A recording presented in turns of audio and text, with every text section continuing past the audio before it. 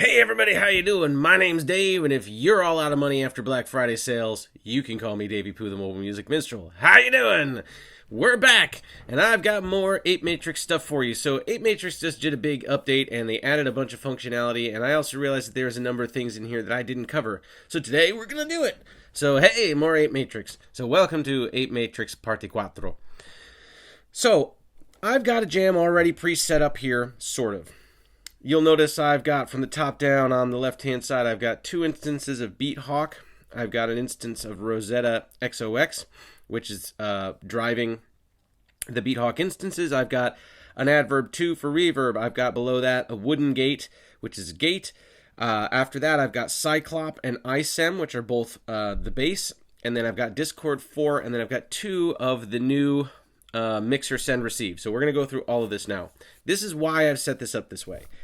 There's a couple things I want to accomplish. Now first, I got a basic beat going here. Okay. I chose a kit that I built from samples of a Lin LM1 drum because I wanted the most 80s of 80s drum machines. Now one of the things I want to do here is I want to show you how to do the 80s snare drum, gated drum trick. There are numerous ways to accomplish this. I've been waiting for the correct set of apps to be able to manually do each step, because there are some apps like reverb apps that have all this functionality built in. But I wanted to show you the old school way of accomplishing this just so that you understand the methodology and maybe can apply it in some new and interestingly creative ways. So here we go. This is really simply. I have two instances of BeatHawk here because I have them separated out. One kit is only playing the kick, hi-hat, and everything else. The other instance of BeatHawk is only playing the snare and the claps. If we look at the mixer section here, oh, I guess there's no VU meters. So the top one is the kick drum. Here, let me stop this. You see, I turned down the snare, okay? But on this one, I turned off the kick drum. Basically, I did it this way so that I could separate the snare drum send from the kick and the hi-hat send and send the snare and the claps only to reverb. I don't know of a way to split the outputs from BeatHawk. I think it only just sends a stereo out. So this way I can get a separate send for just the snare drum. It's a little bit of a clunky way of doing it, but it gets the job done. So now I'm going to send the snare drum one. I'm going to send it just directly to the headphones, but I'm also going to send it to Adverb. Okay, and then I'm going to take Adverb and I'm going to send Adverb through Wooden Gate, and I'm going to send Wooden Gate out to the output. So, here's what we have when we just have the snare drum running through Adverb. Okay, so let's open Adverb and let's open Wooden Gate and see what's going on here.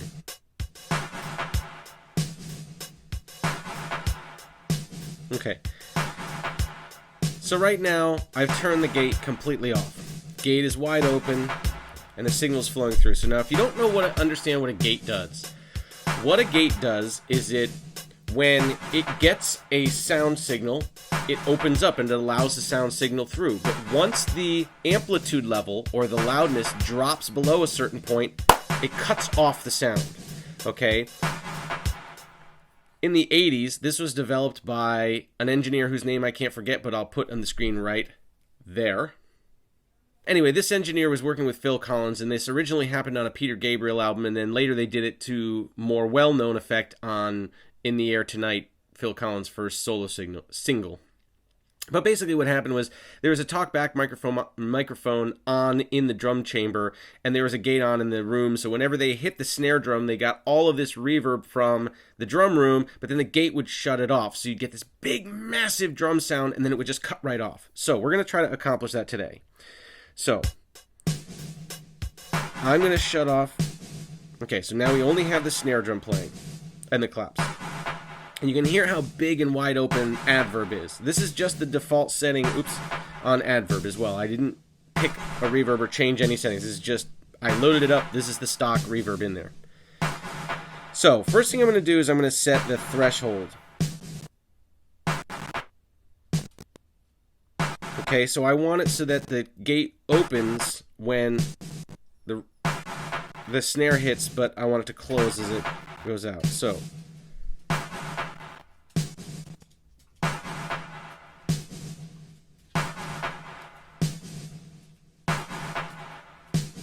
So I'm going to fiddle around with these until I get the levels that I want.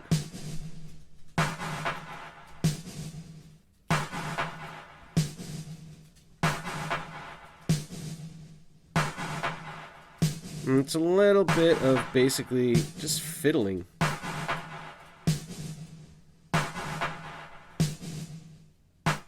There we go.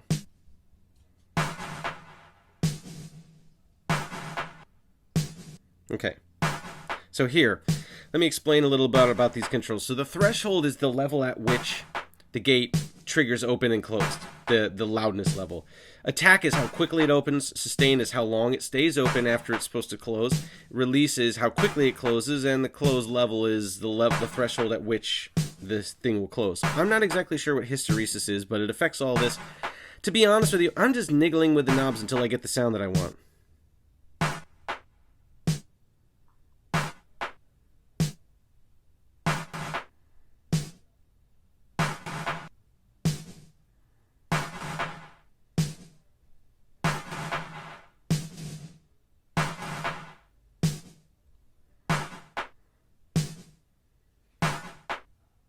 Okay, I'm going to turn off that second clap because it's kind of throwing the effect here. Okay, so you got... Notice how the reverb just shuts right off. So now, this is what it is without the reverb. This is with it. So I'm going to have it...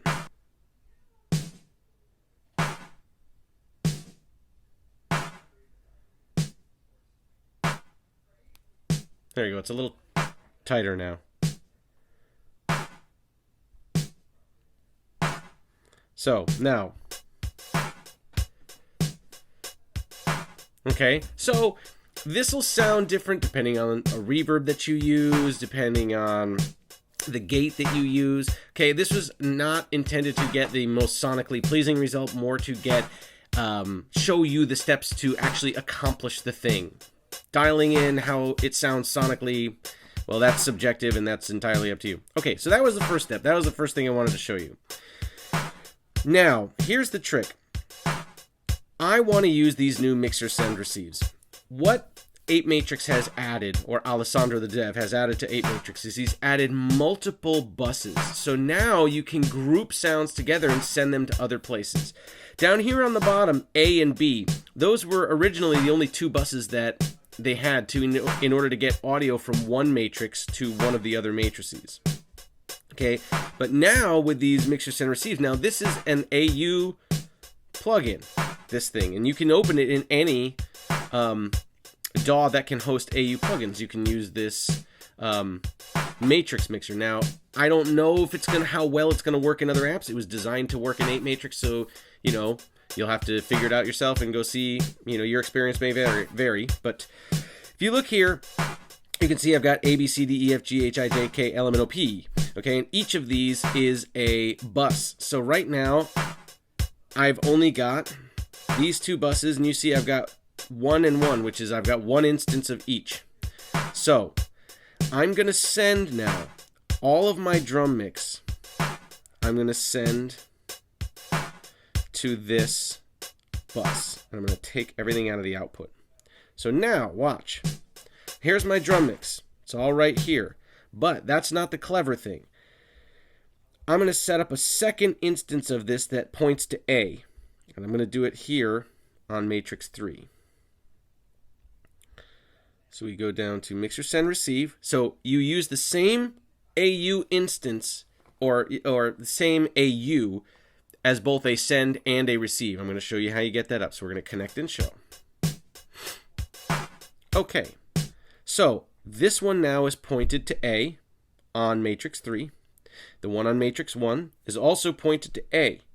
So I am sending my audio from BeatHawk and from Wooden Gate to this bus. Now this bus has a node here on Matrix 1, but it also has another node here. So I can send the audio all the way to Matrix 3. And now I have a drum mix on a single bus. I can turn the drum mix up or down. Okay. And I'm doing it completely independently of the routing on the other matrix. So now I have more ability to live mix things that I've done on the other matrices. We're going to do the same thing again, but we're going to do it with the drum, or with the bass. So I have my Keith McMillan keyboards here, and I've got it hooked up controlling both Cyclop and iSim. So now I'm going to send Cyclop and iSim through Discord, which you see here. I'm bringing up Discord. I'm going to do a little bit of chorus effect on here just to give this a little bit of fatness. Right, that makes it nice and big. Now I can still have it in the center channel, but I'm going to send everything to this second mixer send receive. And you notice that I've got this set to B. So this bottom one here, we're going to go back to Matrix 3. We're going to pop in another one of these.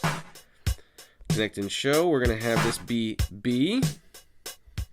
And now you can see we have our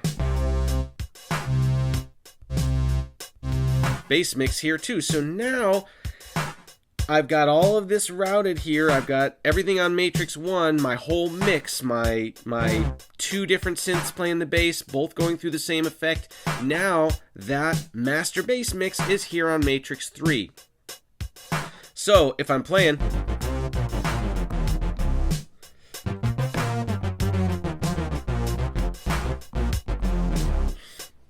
and I want to add an effect to this whole thing, to the whole bass performance, let me just go in here. I'm just going to pick object for something quick, and we're going to send this master mix through object.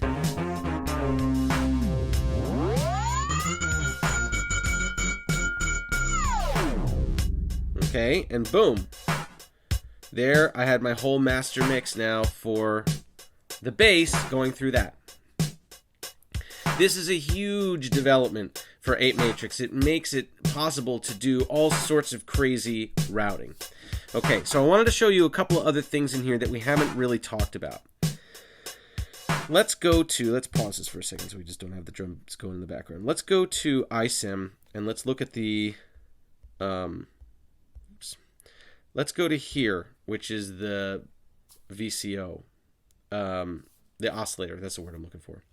The oscillators for these different tunes. So I'm going to just choose master volume just for ha-has. Now, we get this interface here. We've talked about this icon here. That's the built-in oscillator where you can oscillate any knob. This is your range, how much it oscillates. This is the speed or the frequency, how quickly it oscillates, okay? Up here you have sync. You can sync it to the internal metronome so that you can do beat divisions, okay? Down here are the different wave shapes, sine wave, square wave, triangle, all that kind of stuff. Okay, but we haven't really talked about the rest of these. Here, you can, instead of having an LFO control whatever particular MIDI CC value you want, you can have it be controlled by an external MIDI controller. Okay, so from network, apeMatrix keyboard. So I'm going to choose this, and boom, my two keyboards, I have two of them set up here.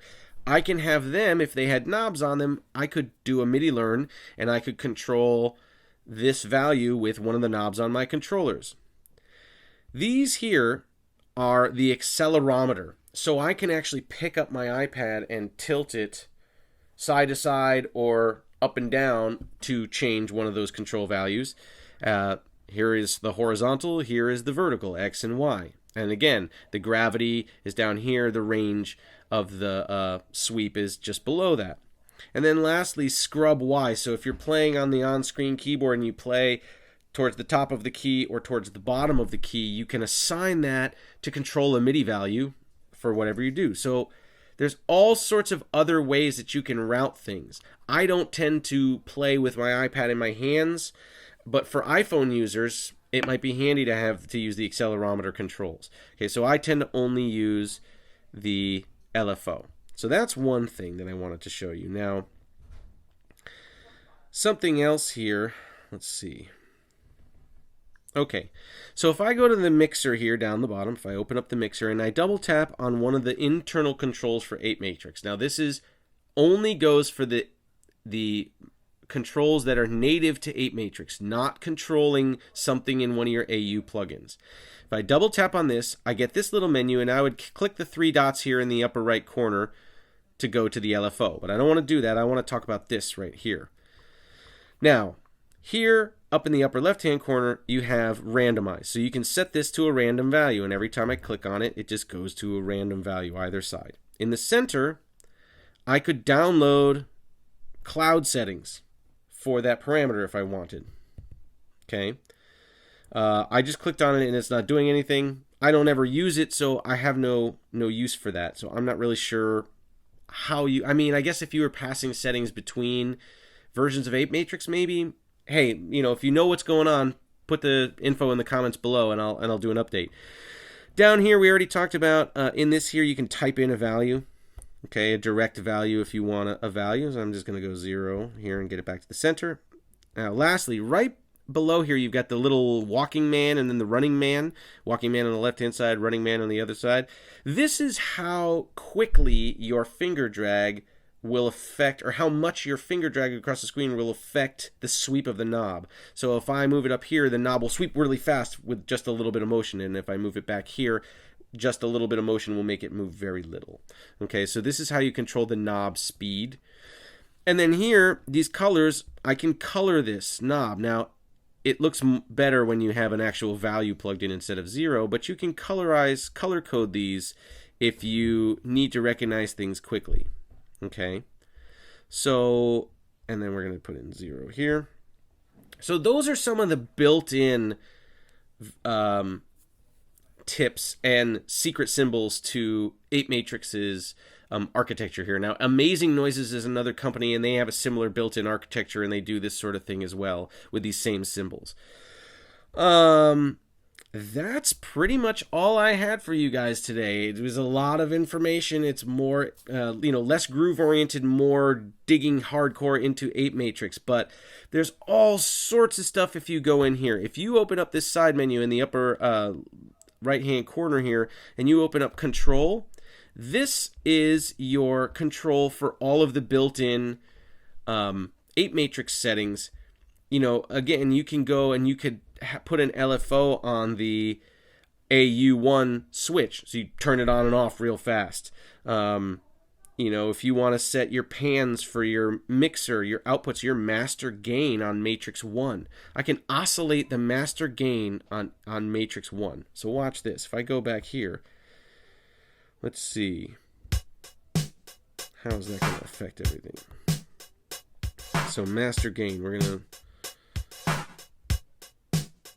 set this to swing wildly. Matrix 1, master gain.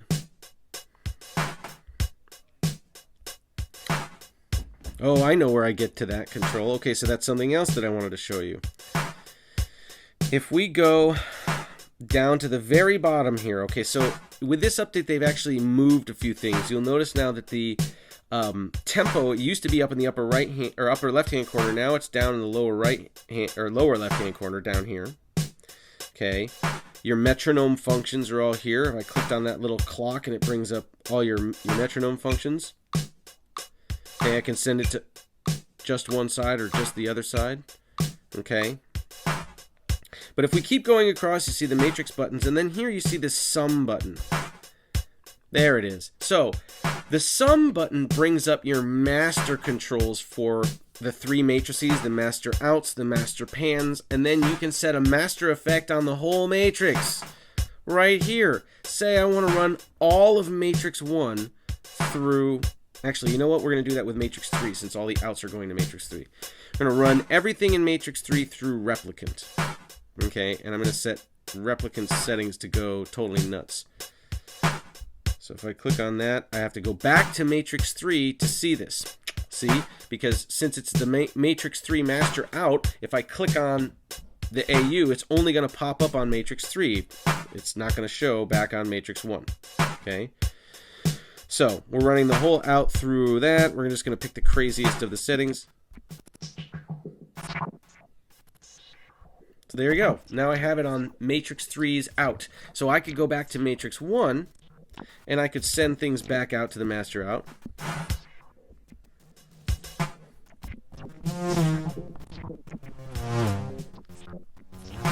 But you see, I'm modulating the gain in Master 1.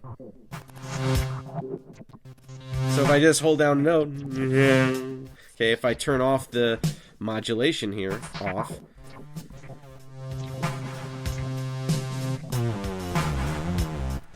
so now I've still got all the replicant craziness going on, but I can still play because I have the outs for Master Matrix Out 1.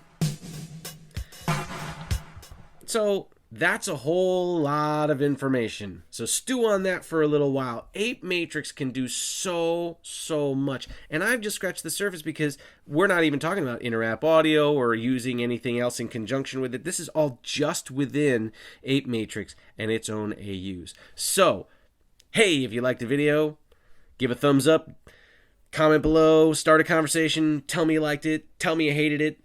Tell me that you've got better ideas. Tell me anything. I don't know. Tell me I'm a cool guy. Tell me you like my beard.